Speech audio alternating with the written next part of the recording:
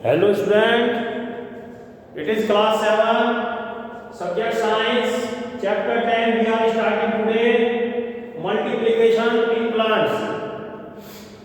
As we know from the name, multiplication means to reproduce more plants like themselves.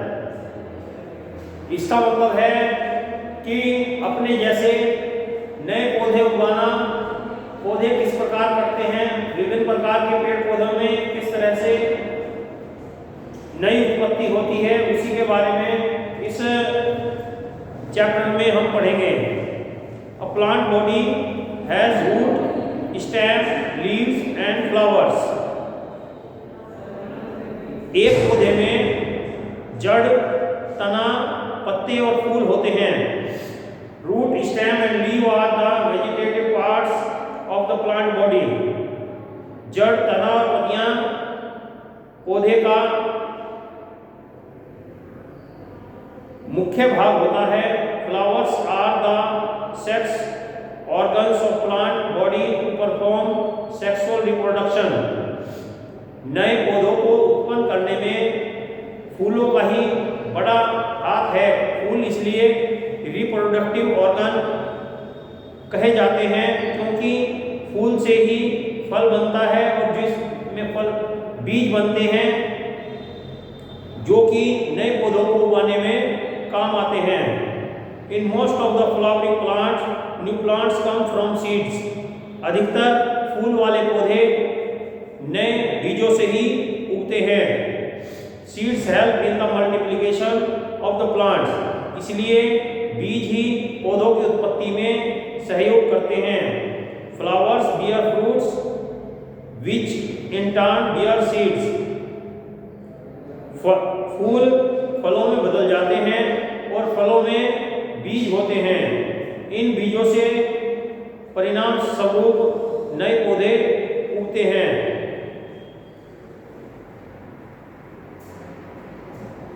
Seeds are produced as a result of fusion of two cells, male and female gamete coming from two parents. बीज दो तरह के mail और female gamete के मिलने से बनता है। This is sexual reproduction. इसे सेक्सुअल रिप्रोडक्शन कहा जाता है जब दो तरह के अंग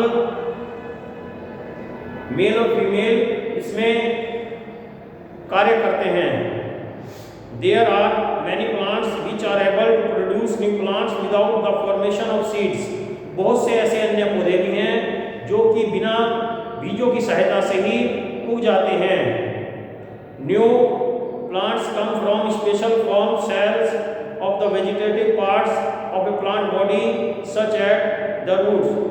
कुछ पौधों की जड़ों में से नए पौधे निकल आते हैं। The stem and the leaves. कुछ के तने में से नए पौधे निकल आते हैं और कुछ की पत्तियों में नए पौधे निकल आते हैं। जैसे आपने घरों में अजूबे का पौधा देखा होगा, मोटे पत्ते होते हैं, उसकी पत्ती तोड़कर मिट्टी में डाल देते हैं तो उसके पत्ते के किनारों पर नए पौधे उग आते हैं। और जड़ों में से नए पौधे निकलने वाले एलोवेरा, एलोवेरा में नया पौधा जड़ में से ही निकल जाता है। इसी तरह लिली का फूल होता है, उसके जड़ में से ही नया पौधा निकल जाता है। इसी तरह गन्ने की पोरी तने में को हम जमीन में बोते हैं और उसी में से ही नया पौधा उग आता है।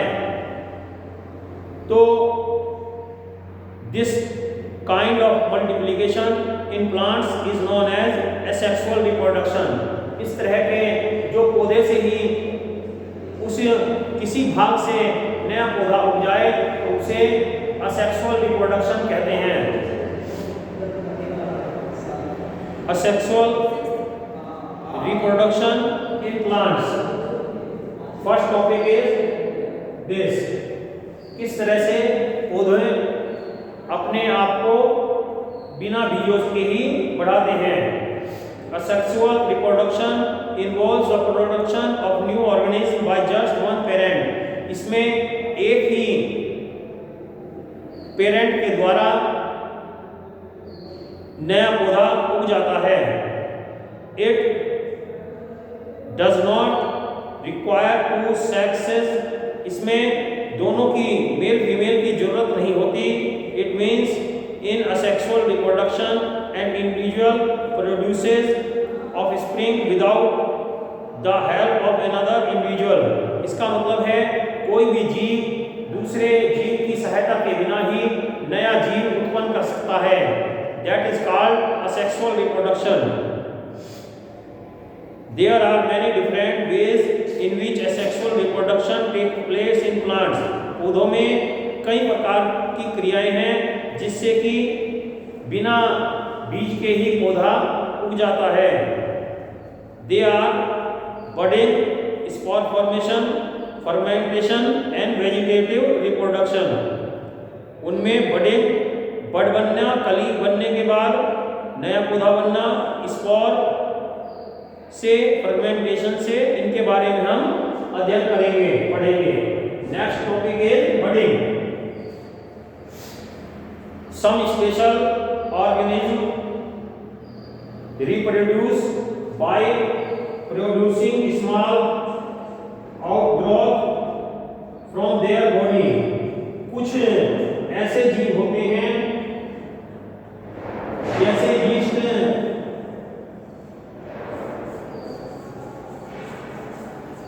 जिसे कि आप ब्रेड बनाने में इस्तेमाल करते हैं,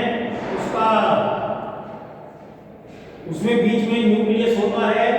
ये अपना आकार बढ़ाने लगता है, न्यूक्लियस बढ़कर लंबा सा हो जाता है और फिर वह दो अलग अलग भागों में न्यूक्लियस टूट जाता है और फिर उससे नया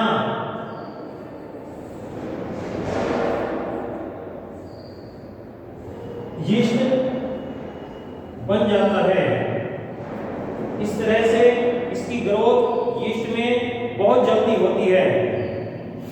this is called budding. Their outcomes are called birds. ये जो नया इसमें भाग उत्पन्न हो रहा है, नया न्यूक्लियस होकर, तो इसे बडिंग कहेंगे। नया हिस्सा इसमें से ही अलग होता है। They may also remain attached to the parent, grow and produce more birds. वे उसी के साथ जुड़े भी रह सकते हैं, अलग भी हो सकते हैं। आप अपनी बुक में फिगर में देख सकते हैं कि वे जुड़े रहकर भी ग्रोथ कर सकते हैं और अलग अलग होकर भी ग्रोथ कर सकते हैं। The yeast we use to make bread and wine in simple unicellular plant. Yeast जिसे कि हम ब्रेड बनाने में और वाइन बनाने में यूज करते हैं, वह एक कोशिकीय जीव है, एक कोशिकीय पौधा है। ये बडिंग से रिप्रोड्यूस होता है। बडिंग से ये बहुत तेजी से रिप्रोड्यूस होता है और ये श्रृंखला सी बना लेता है और इससे न्यूट्रिशन की सप्लाई बहुत अच्छी और कंडीशन फेवरेबल होती हैं, तो ये बहुत जल्दी बढ़ता है। Next is spore formation. Spore are non flowering plant which do not produce flower, reproduce by spore formation. जिनमें फूल नहीं होते, वे स्पोर से ही प्रोड्यूस होते हैं। Spore are tiny cells protected by a thin wall which help them survive in unfavorable condition. ये जब अनुकूल दशाएं नहीं होती तब भी ये जीवित रहते हैं। Spores are very small and light and can easily float in the air. ये बहुत हल्के, छोटे और महीन होते हैं। ये कि हवा में के द्वारा तैरकर इधर से उधर जा सकते हैं। When a spore carried by air finds favorable condition, food, warmth and moisture, it grows into a new individual. जब अनुकूल दशाएं होती हैं जैसे भोजन, गर्मी और नमी, तो यह बहुत जल्दी से बढ़ते हैं. Plants of lower order such as moss, fern, molds, etc. reproduce by spore formation. मोस, फर्न और मोल्ड के पौधे इसी ढंग से बढ़ते हैं. Bread mould that can often be seen grown on most stale bread grow when spores settle on the bread. जब ब्रेड पर कोई हुई लग जाती है तो वह भी एक तरह का मोल्ड है. उसमें यदि आप उसे रखकर देखेंगे तो उस पर बारीक बारीक कण से हो जाते हैं. एक जगह कण होगा और उससे वो सारे में हरी हरी हुई सी फैल जाती है. That is the spore formation. वह स्पोर फॉर्मेशन ही है. उसके कण छिटक कर हवा के द्वारा सारी ब्रेड पर चले जाते हैं और इससे वो सड़ जाती है. Next is fermentation.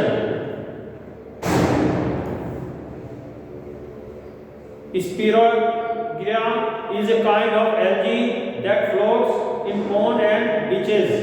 और तालाब और पोखरों में पाए जाने वाला जलीय पौधा है. The cell of this algae form long filament. इसमें लंबे धागे नुमा संरचनाएं होती हैं. If any part of the filament breaks, the filament broken part can grow into a new filament. यदि इसका कोई हिस्सा टूट जाए, अलग हो जाए, तब यह नए पौधे में बदल जाता है. This kind of reproduction is called fermentation. इस तरह के रिप्रोडक्शन को फर्मेंटेशन कहते हैं कि एक डंडी से ही दूसरा उत्पन्न हो गया. जैसे जीव में भी हम देखते हैं, जैसे आप केचुआ, अगर एक केचुआ लेकर उसके दो भाग करते हैं तो दोनों कुछ समय बाद उसे किसी चीज में रखकर देखें, मिट्टी वगैरह डालकर, तो उसे तो तब दो केचुए नए बन जाते हैं. अगले पिछले दोनों हिस्सों से पूरे केचुए बन जाते हैं. इसी तरह प्लांट्स में भी होता है, पौधों में भी होता है. पौधे भी अपने आप को अलग अलग हिस्सों में बना लेते हैं. Read this chapter carefully and learn your work and come to school for checking also. School में चेकिंग कराने के लिए भी आते रहिए. Okay, have a nice day.